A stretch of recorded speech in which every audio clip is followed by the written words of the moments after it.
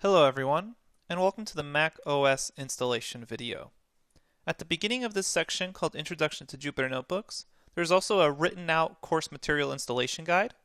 In this lecture, we're just going to go over those instructions on a Mac system.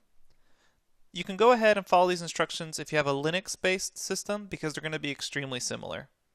Alright, let's go ahead and get started.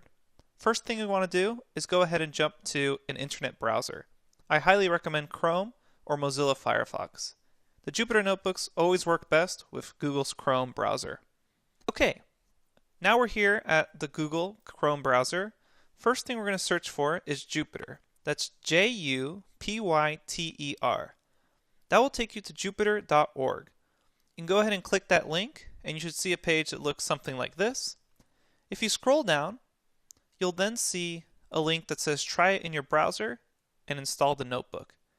If you click try it in your browser, here I'm opening it in a new tab, you'll see a page begin to load and it'll look something like this. This is basically the Jupyter Notebook system in your browser. So if you're running this on a Chromebook, for example, or anything where you only have access to the browser, you can actually use this website, try.jupyter.org, to run Jupyter Notebooks completely in browser.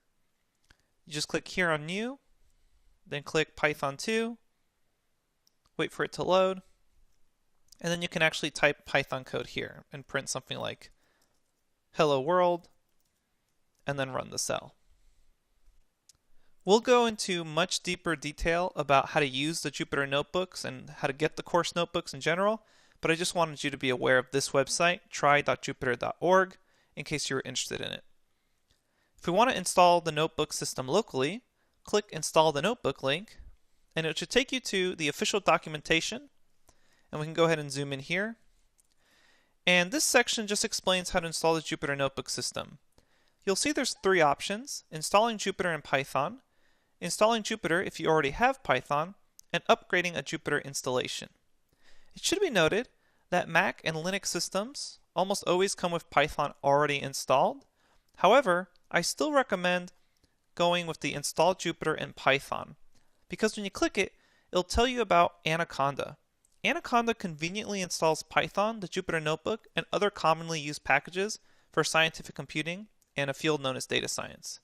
If you go ahead and click here on the link installing Anaconda, it'll take you to continuum.io/downloads. And then you can just jump to OSX or Linux and follow the relevant instructions. In this case, just go ahead and click here on the graphical installer and follow the directions once you're done executing the graphical installer. There's also a command line installer for an option. If you're using Anaconda for Linux, you also have the same options here for 64-bit and 32-bit, but for those, you'll have to execute them on the command line by following the instructions here. Again, if you're using Mac, I just recommend to use the graphical installer. There is a command line installer option, but the graphical installer is usually just easier to use in general. Okay, so once you've done that and followed the directions, if you go back to the documentation, you should just be able to go to your terminal for a Mac or Linux or command prompt for Windows. To find your terminal, just click the command key and space to open up Spotlight Search, and then begin to type terminal, and you'll get something that looks like this. Here I have my bash terminal. Once you've done that, you can say conda, and we'll zoom in here, conda install Jupyter. Go ahead and click enter, and once you've run that, I won't run it right now since I already have conda installed and Jupyter installed, it'll automatically install the Jupyter Notebooks.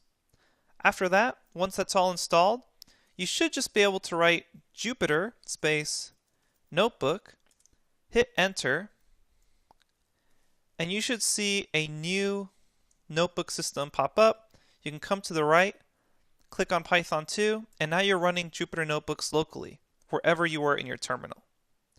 Alright, that's the basics of the material course instruction installation.